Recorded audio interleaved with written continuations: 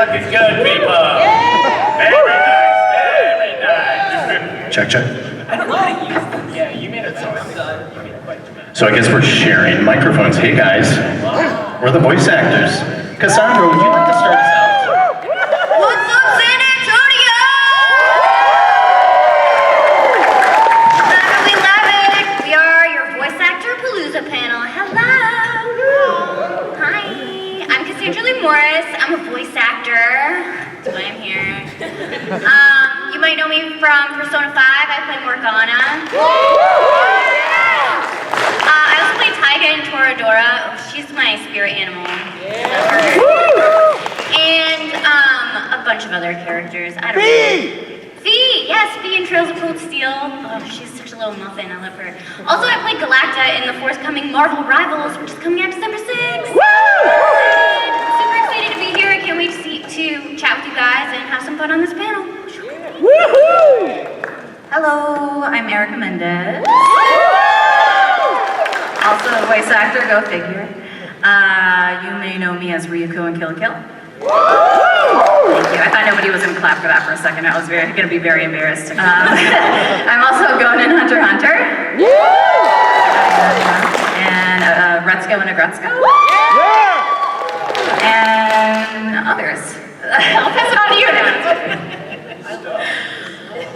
I don't know why I'm here. No, hi guys. I'm Heather Gonzalez. You might know me as Cory in Persona 3 Reload.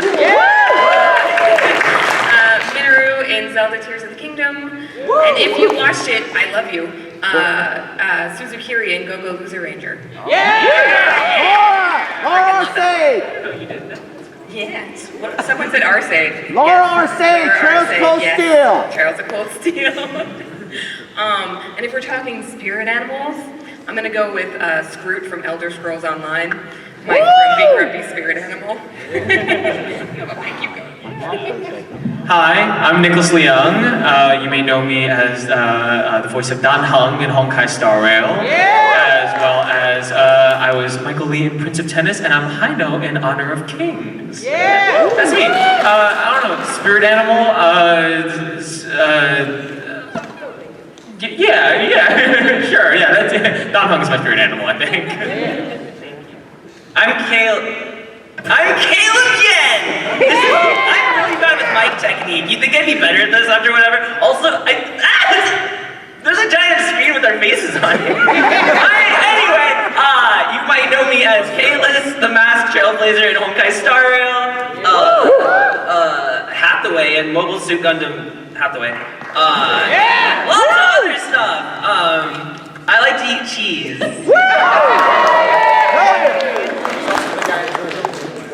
Excuse me? Wow. Moving on.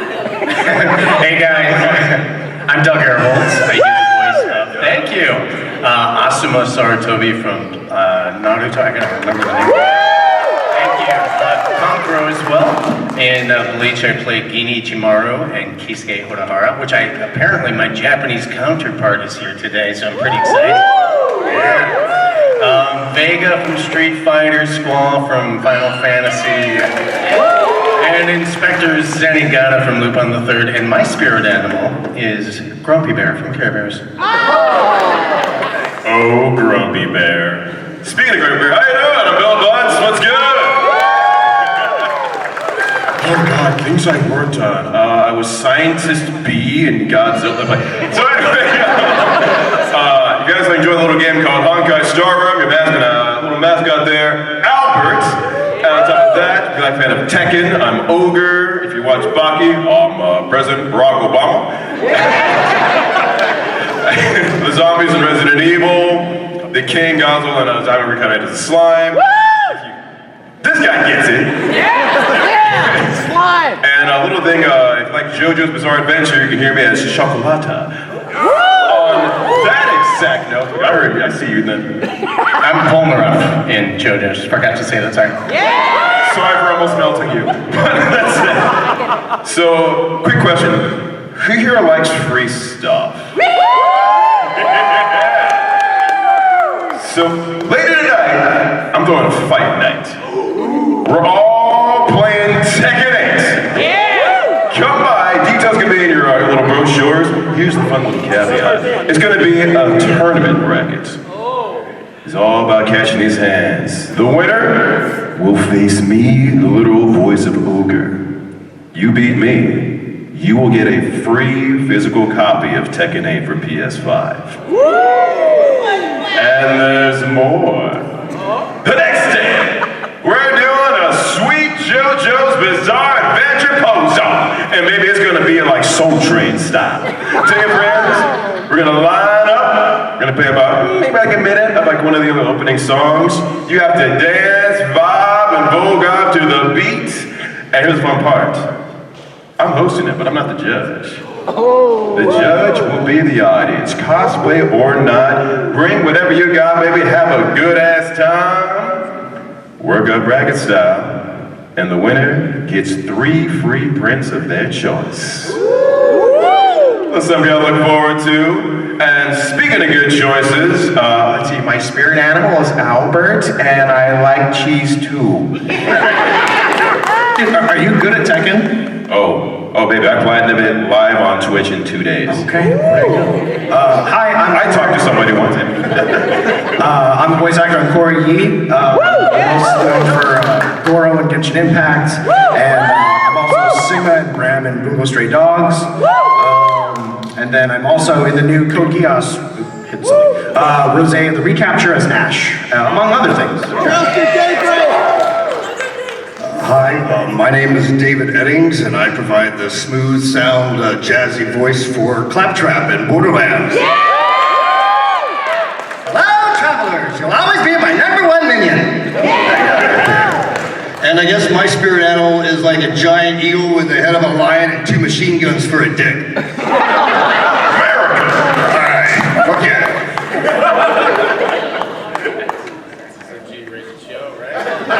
All right, we all introduced ourselves, yeah? Yeah. We have such a talented group up here. So I thought it would be fun if we played a little improv game to just start things off. What do you guys think? Yes,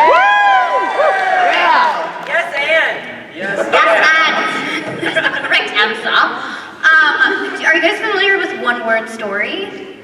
Remind us, please. Okay, so basically every actor says one word, and we can just go down the line, and then when we get to the last one, we can come back over here, and we'll see what happens. It's really an exercise in listening to each other and just seeing what happens. Woo! What do you guys think? Yeah!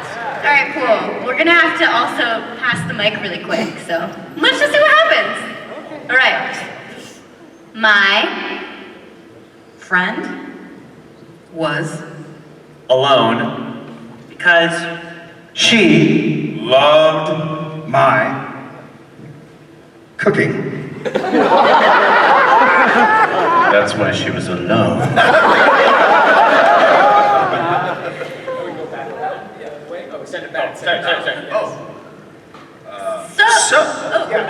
Yeah, let's recycle, right? do you want to go back to here, Okay. or should we just go back down the line? That is up to you. Let's go. Let's make it complicated. Let's go. I love Instead of cycling back to me, we'll do what you guys do. Okay, Yeah.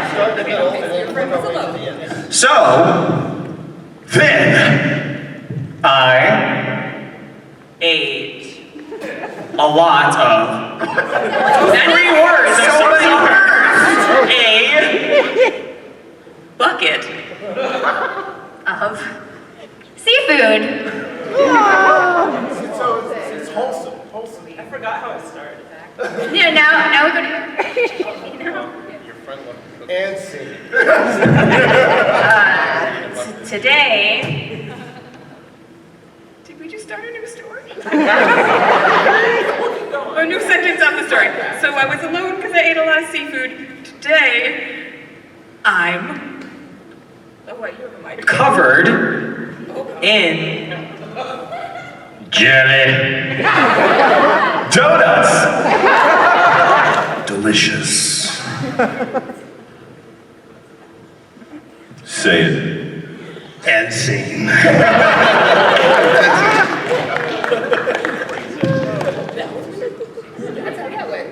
Do you want to continue this story? Let's ask audience. Do you want to hear what happens next, or do you want a new story? Well,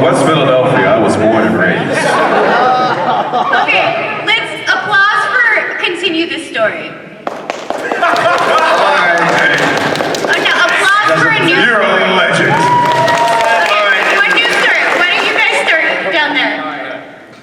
What's that? Are we starting a new one? A new one? Okay. Happily, I Came to Sand. Antonio.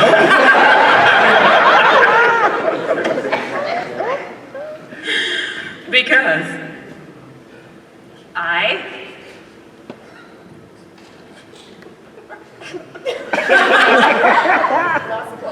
Isn't the idea to go fast?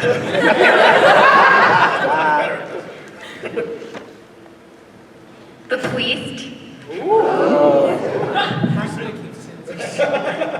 my entire Savings of salami. Gladly. I'm done. We say words for a living. Also, I apologize to any English teachers in the room because these are not sentences. Right. So I'm we'll not all do sure it in where Japanese. Why don't we get the audience involved? Okay, we could also do, but so-and-so says it better. So instead of just saying one word, like somebody starts off telling a story, and then they say, oh, but Erica tells it better. And then Erica picks it up. Or we could do, but audience member says it better.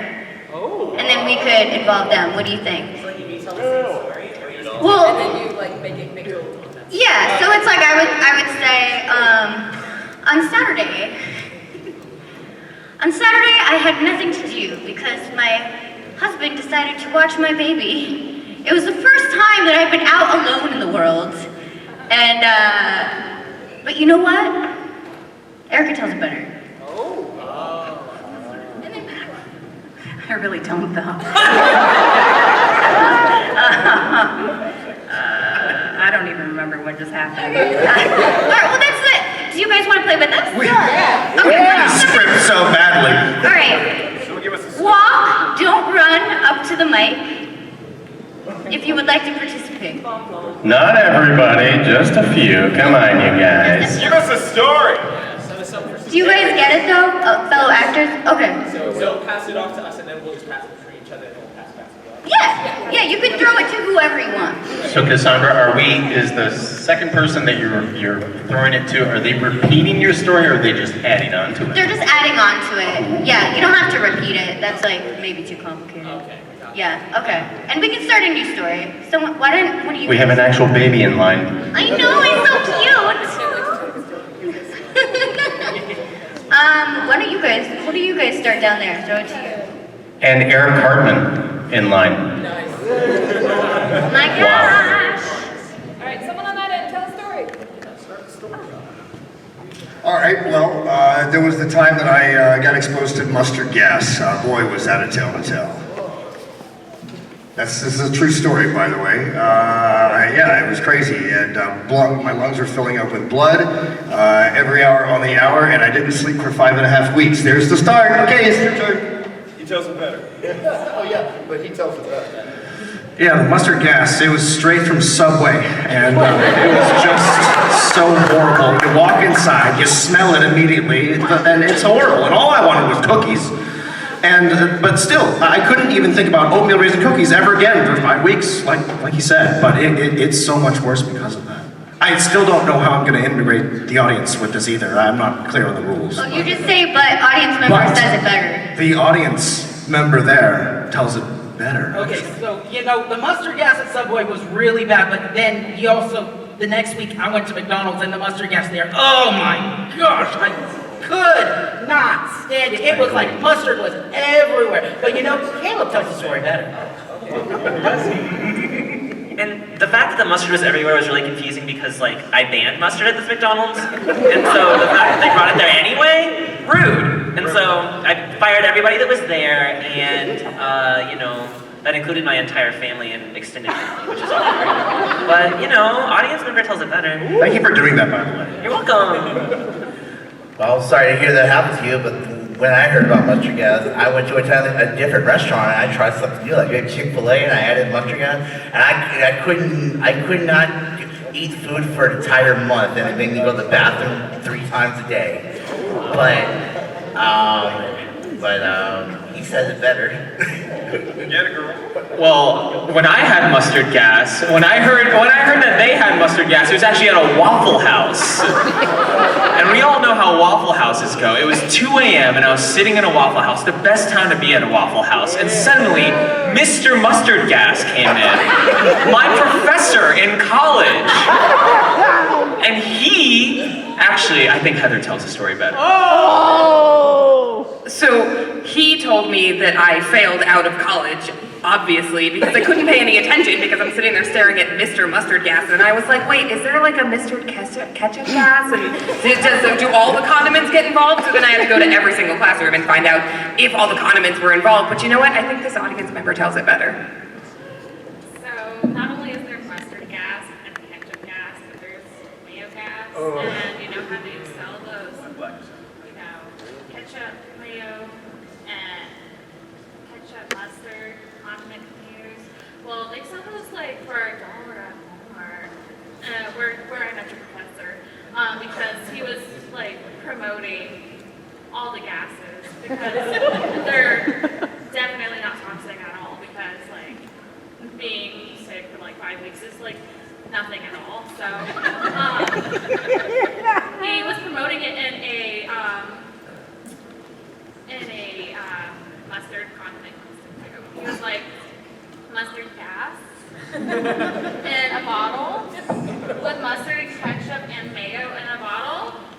Nice. And then when you squeeze the bottle, you put it on your hot dog, and you get a hot dog gas like that. I think that is better. Yes, my name is Professor Hot Dog Gas. So I was doing a social experiment, right? And I was at the Walmart around the bend, and I thought, I know certain people like mustard gas, certain people like ketchup gas, and a lot of people love mayo gas, let me tell you. But I thought, let's combine them all and put them on a little hot dog and make some hot dog gas. And guess what? It worked out really well. Everybody went to the parking lot and immediately vomited all over the place. But for my social experiment, I think it went well. Mr. Audience Member says better. Well, what y'all don't know about him is in the nighttime, he uses this stuff as like, he's a menace at night, okay? And he does things with his gas that you just don't know about. Personally, I tried to help stop him. He put me in a condiment headlock because he knows I'm mustard intolerant, you know? So Mr. Gas was like my weakness, you know? And he rode in on his pet deer, so it was very fast. There was nothing I could do. But I believe you tell it better. Actually, I think you told it great. That was fantastic, everybody. Give this guy a hand. Should we conclude there? Yeah. Nice job, everybody. Y'all can't conclude with the villain. Did you want to open it up to Q&A or anything, or make sure people yeah. have time to do? Q&A, guys, you want to switch it around? You got a question? I just want to make sure. We got to know. Or either. What is? You guys were so excited. Wait. Don't go. Come on, you guys. We're going to play one more. We can't kill the game like that. I feel bad. You guys made the effort. You guys got up and showered this morning and made it out here. So, Cassandra, would you like to start us out? With a new story? Okay. Fuck yeah. Okay.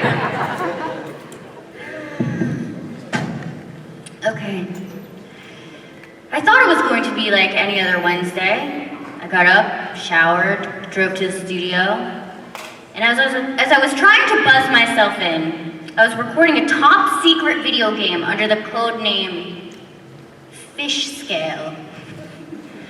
And when I got there, nobody answered the bell, and I was like, all right, this is kind of annoying. Text my agent, hey, I'm at the studio. She's like, I'll have you buzz them in. Or I'll have them buzz you in. Still nothing. So I go around the back, and there's a back door open, and I'm like, hey guys, like I'm here for my session, I'm supposed to be here. And I walk in and everybody's dead. Everybody's passed out. The engineer in the chair, the director, the producer, they're all just unconscious. But the audience member tells it better. So after you walked in, really, what actually happened was they were playing a prank on you, and it was a surprise birthday party. So they all excited for you. They're still covered in like fake blood, but they're so happy to see you. They're there to wish you happy birthday, and the gentleman in the glasses tells it better. But you didn't realize it was a surprise party, so you thought that they were zombies reanimating, and you started slashing everybody with the giant cake-cutting knife. Sandra, oh my gosh! And you just were cutting away. I mean, you mowed down almost everybody except for the sound engineer and the director, and they said, well, let's start the session. And but audience member in the nurse uniform tells it better. So, I actually treated the person they were slashed. They came to my hospital room, and it's weird because like they came in and like here's the thing. I was just about to go on break, so thank you. And they bring in all of these like trauma patients, and I look and it's all these slashes. And to me, it was really hard to distinguish the actual slashes from like the fake blood. So we actually had to run a bunch of tests. I had a whole bunch of interns. They didn't even want to touch the patients. I'm like, look, it's just. They were scared of blood, and so I had to teach a whole bunch of people that if they're going to work in this hospital, they're going to have to deal with blood, both fake and not fake. And so it was really hard to identify a lot of people because not everyone had their information, and so just the whole like process of getting everyone registered, Bill tells it better than me. Thank you for your service. Thank you. But see, what had happened was, so Cassandra's all like, why are these people all man dead? But that isn't my birthday, it's a party. I don't know what's going on, what Cassandra sounds like. So anyway, so she's sitting there, people are like bleeding but not bleeding, nurses treating them, oh my God. And then after that, they're like, okay, so listen, Cassandra, this is all a bit of a test, this director was saying this. So we want to make sure you really think we're a method actor, so you've already committed murder. So right now it's your character you play right now. So Cassandra, she's all on cloud nine because she's a method actress. So anyway, they get up there, she gets to the microphone, like, okay, so just so you know, we've filled the room with more mustard gas. It's gonna be a little bit wild. But I think they're gonna be actual zombies after that. Mr. Gas works. But see, I could go on, but Hartman tells it so much better. Alright, so, while everyone was too busy getting commit! I snuck into the surprise party and took all the cake, and I'm not sure. So, I think Slender Red here tells it better.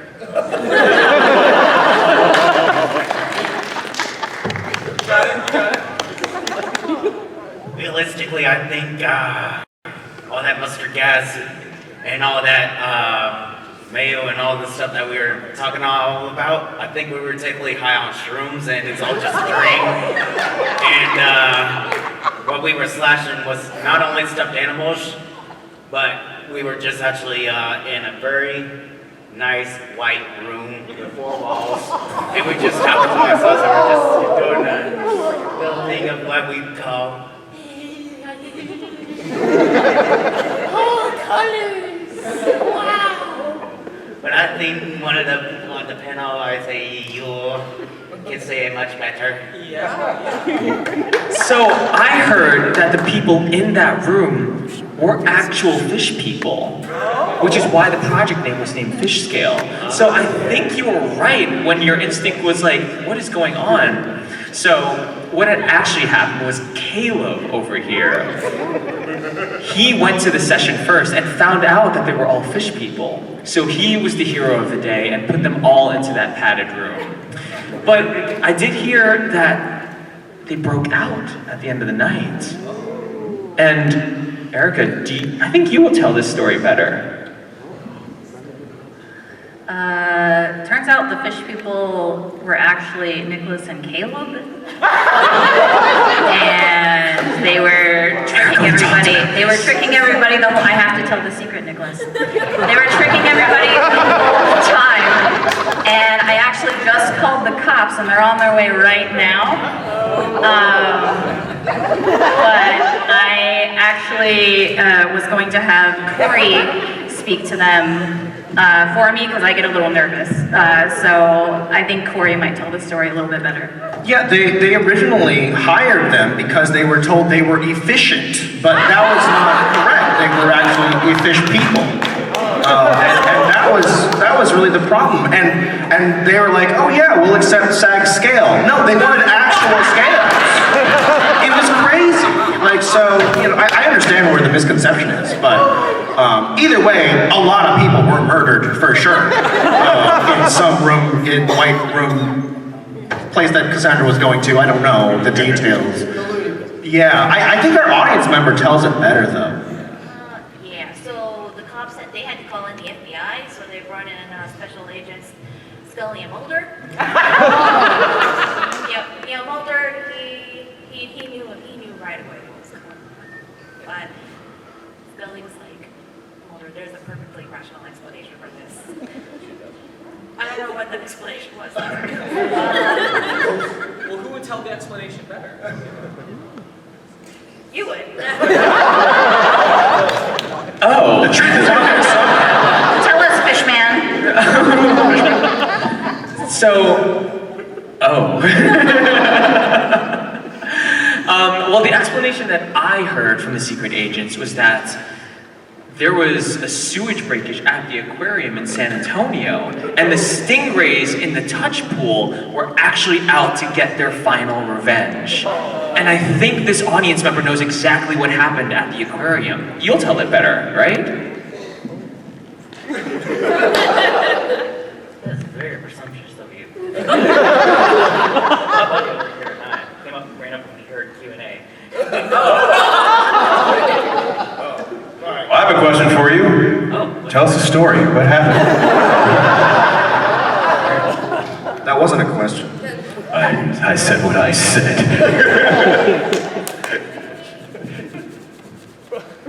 Okay, so you're at Taco Bell in line. Okay? You're in line. You're like, I want a chicken chalupa, okay? But they don't have a chicken chalupa, so you head to Waffle House. Go to Waffle House. All right? Wait, it's like 2 a.m., okay? Listen, Taco Bell doesn't work? Waffle House, okay? All right? Go there, and a bar fight breaks out at the Waffle House. Happens all the time. Okay, everyone, so right there I was, right in the middle of a Waffle House. Goku was there. Heard there were strong fighters. It was incredible. So there I was in Waffle House. All I wanted was a chicken cheese sandwich. I don't know why I even went to Taco Bell. Before I knew it, Obama popped out with a chair. Knocked the crap out of Goku. It was incredible. I would go on, but my God, Cory tells it better. Obama was so strong and hot that day. Oh my God. His rippling abs just glistened in the syrup from the Waffle House. It was amazing. I couldn't believe it. I've never seen a president with his shirt off, but my God. And I knew in that very moment, hope was real. Oh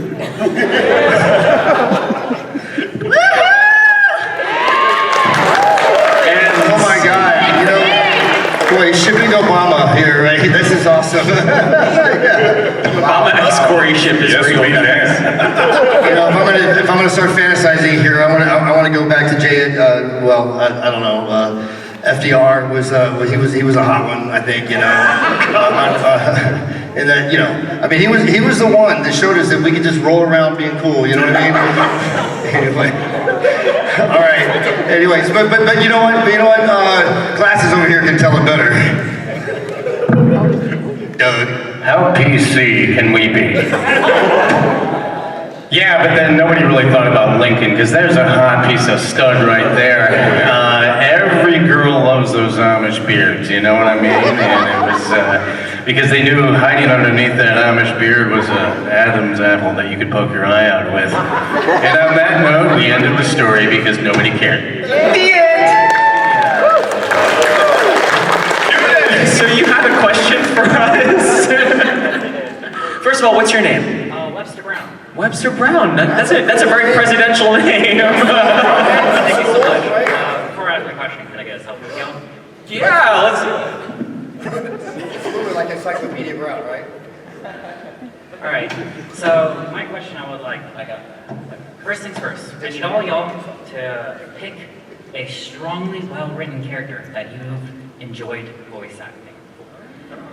And then, say the line that made you personally feel cool and badass.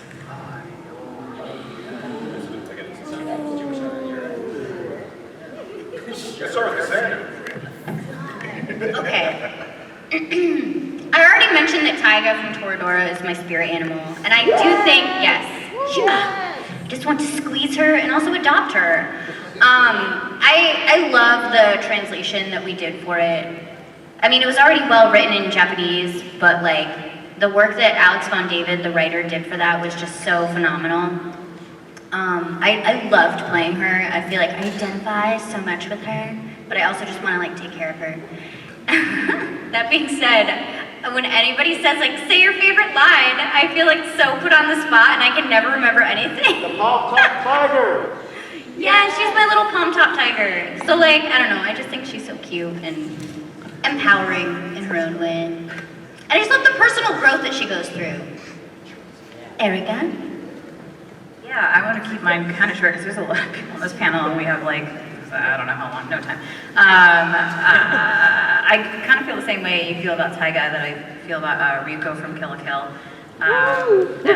I'm a very like kind of shy introverted person, and just being able to play a character that's so empowered and like eventually gets really comfortable in her own skin is like really cool, I think. So are we nothing. Okay. Yeah, I'm gonna pass it on to you now. So I think, like, we're all skipping the line thing, and don't be mad about it, because honestly, the second I'm done recording, I can't remember anything I've said.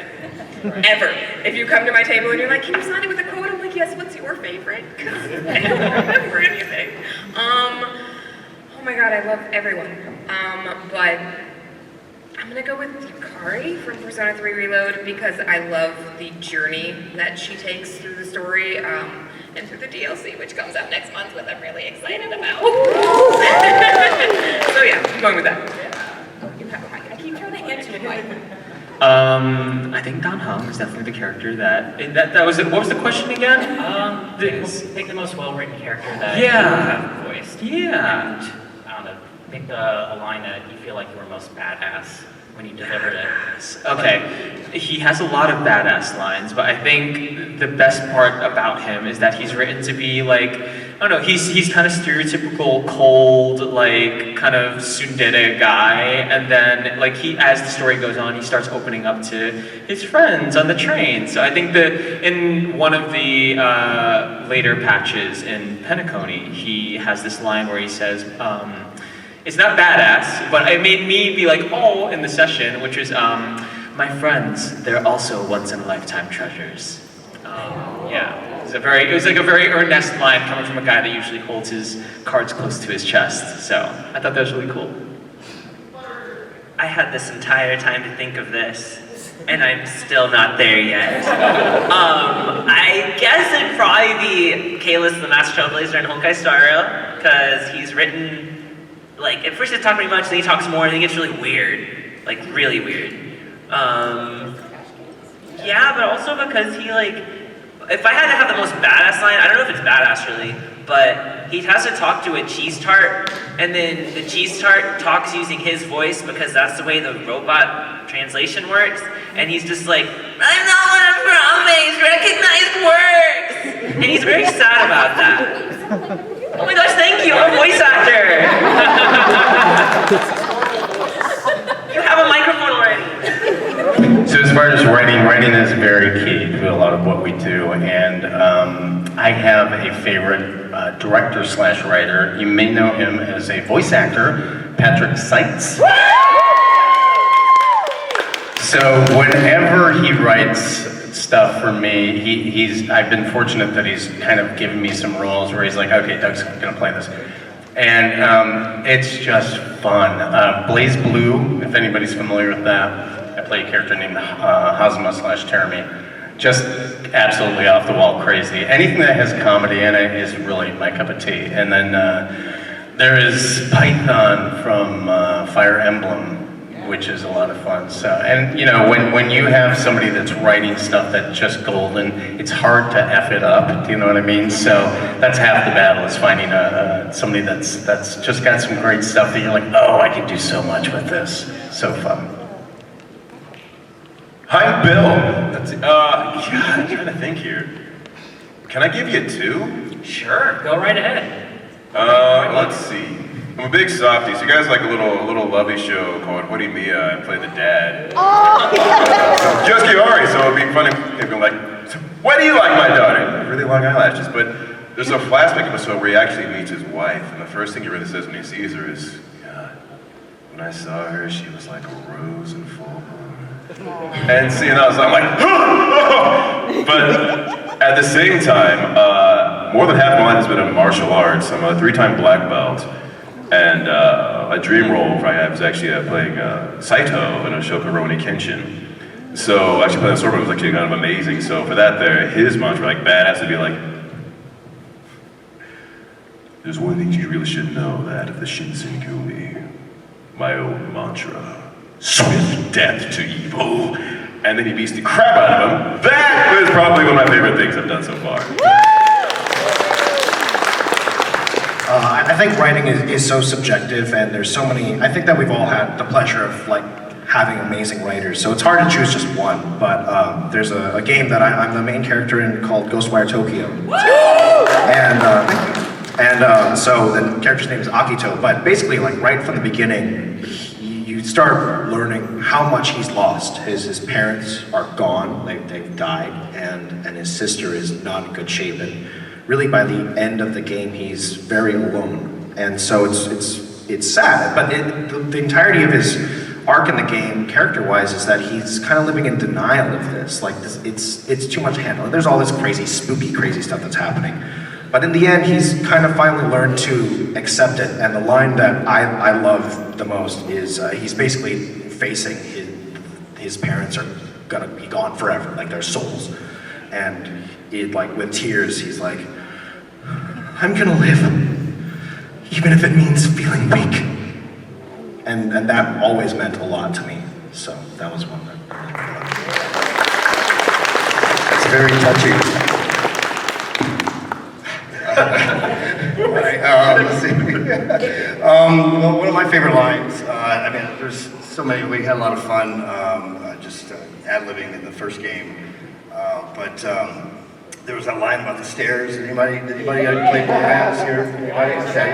So there's that long one that, you know, stairs? No!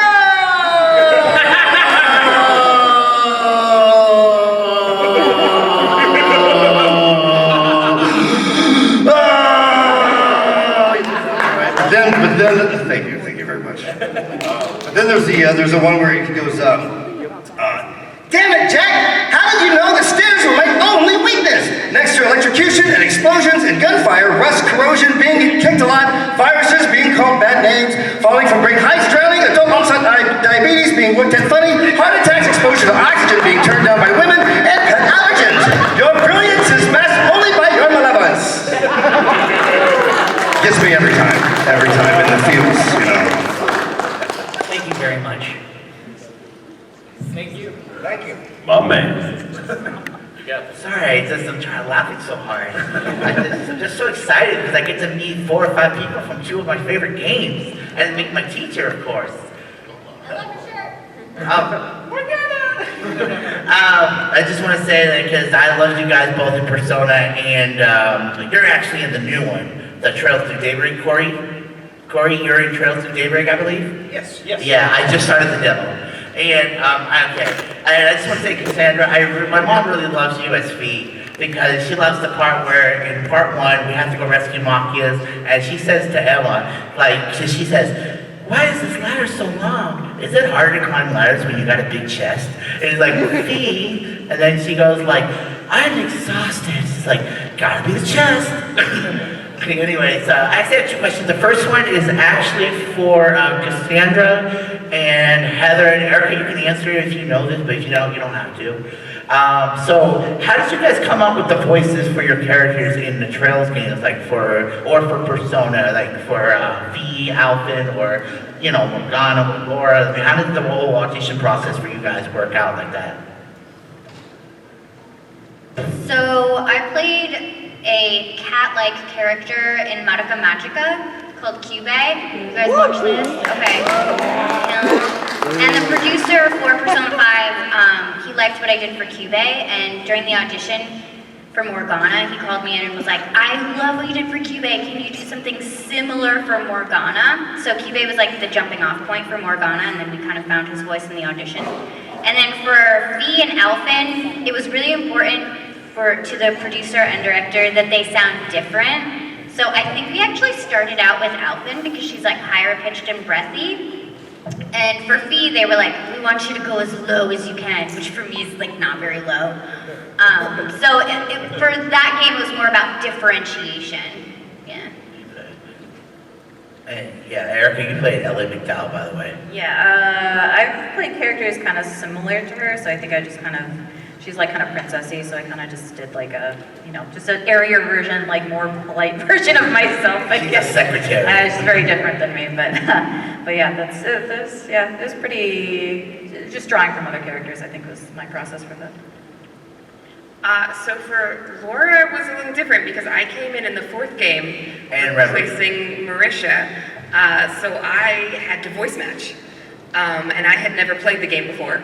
So I got the audition, I listened to what they sent me for the match, I went back to YouTube and was like, what is this game? How does this sound? That was actually the first video game I ever booked, was replacing Marisha, which was really intimidating. But it was, for me, it was more of a listening to her and figuring out what her sound was and then fitting into that, and luckily our voice print is similar in real life, so it worked out. And then for Laura, it was a lot more fun because no one really lets me play teenage girls because I talk like this down here. So why on earth would you let me be a teenage girl? So, exactly. Oh, for you, Cory, thank you. I know nothing, and I confuse everyone. Thank you. Yeah, for you, Cory. So that was just a lot of fun, and just getting to go in and be like, oh, I can be a teenager? Yes, please. And getting to just do something very different than what I normally was doing before. Yeah, because Laura's one of my favorites, and I love playing her. And I believe, Doug, I think you're in Persona too. You play fake Igor, the warden, I believe. Don't you? Okay. Yeah. Welcome to the village. I was just sitting here going, God, I've never heard of Persona 5, but if you say, I probably... Okay. My next question is actually for all of you guys. If you could pick any anime world that you have voiced in or a game that you would love to take your family, friends, loved ones to live in for just a couple days, for a vacation, what would it be and who would you like to interact with?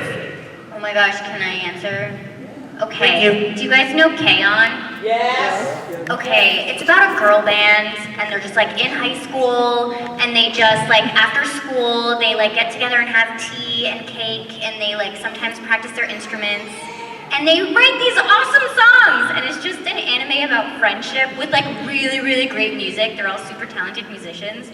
And I would just love to be in that world. I played the drummer, Ritsu. I always wanted to be a drummer growing up. So yeah, that anime was me living out my personal teenage fantasy. So I would totally jump into that anime. And I would take my family along with me for the beach episode, obviously. Do you guys want to do, we have 5 minutes left, you want to do a quick rest of the crew here, and then we'll... So you do lightning rounds?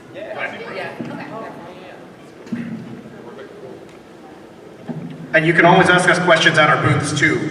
We'll all be taking time over there. So super fast, thank you so much. You guys are inspiring. I really love what you guys do. My question, I'm going to skip to it, it's a little immature, I apologize. You guys are superheroes, you have a superpower. You each play a super notable character, right? Do you go to Starbucks or McDonald's or wherever and just use your voice in public and mess with people? Or, because if I had that superpower, what do you guys do with it? I play Kasuga Crow, Tanjiro's Crow in Demon Slayer. Yeah, so I try to go through drive-thrus and be like, you must give me a quarter pounder with cheese! and I usually get a pretty good response. So yeah. Hi everyone, thanks for letting me play earlier. Quick question, what is one word that powers you up every time you go to the booth? Wu-Tang! It's called The Children. Monday! Lunch! I'm sorry. That was good. Notably for Gresco, do you ever find yourself trying to do the heavy metal thing just to, for stress or anything like that? Or? No, that's why we got someone else to do it. Oh, that was you, right? It's not me. Everyone asks. It's not me. It was a very talented person who actually knows how to do heavy metal. So. Hi there. I'm actually kind of a video game voice actor myself, actually. I was in a visual novel. Get it. I got paid $5, but then PayPal took a cut of it, so I only got paid $4.75. But anyways, that's here or there. So one time I was on a different project, and the director told me, eat a green apple before recording. That's a superstition, right? That's not real. No, it works. It's real. It helps you not be smacky. Okay, but green apples are really gross, though. Suck it up, baby. You don't have to actually eat it, just chew it and spit it out. It's something about the chemicals in it that's easier for Acid. And also, I will say, sour candies have done the same thing for me. Yeah, like I pop a Sour Patch or something before a session, and I'm good to go. Like, as far as I know, edible it's what's gonna make you actually like salivate. So that's because you don't want to have no saliva. You actually need saliva to speak. I think it comes in pills too. Also, highly recommend Ninjong tea is actually really good to take as well. 10 out of 10 do recommend for those long sessions. Water's the best thing though. Hydrate till you can. Whiskey and a pack of Pall Malls. That's even better. Sometimes the emotional thing is better. I guess you have to suffer for your art, I guess. Thank you. All right, thank you so much. So you guys, thank you so much. We have 2 minutes left apparently. And if there's anything else you guys are interested, we are all gonna be out in the autograph hall. You can probably get more in depth with us at the tables. Please do come out and check us out. I think we're gonna be going to set up right now after this. Yeah. So we hope to see you guys out there. Anybody else have some final words? Yeah, that's the vendor hall, not the artist alley. If you're just wondering where we are, you should definitely go to Artist Alley though. Hey, can we get a big group picture with all of y'all and us too up here on stage? We're gonna do it. We're gonna stand up and then we're gonna get the audience behind us. All right? Can y'all gather? Right? Stand up. Everybody stand up and kind of like get in the middle.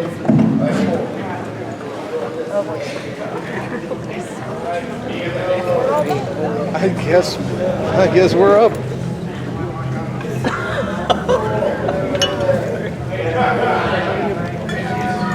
Oh, I'm gonna kill everything. Oh, no, okay. I already got it. That's it. It's just us walking up like wood. Alright, bro, let's get the hell out of here. This is great. So, starting now.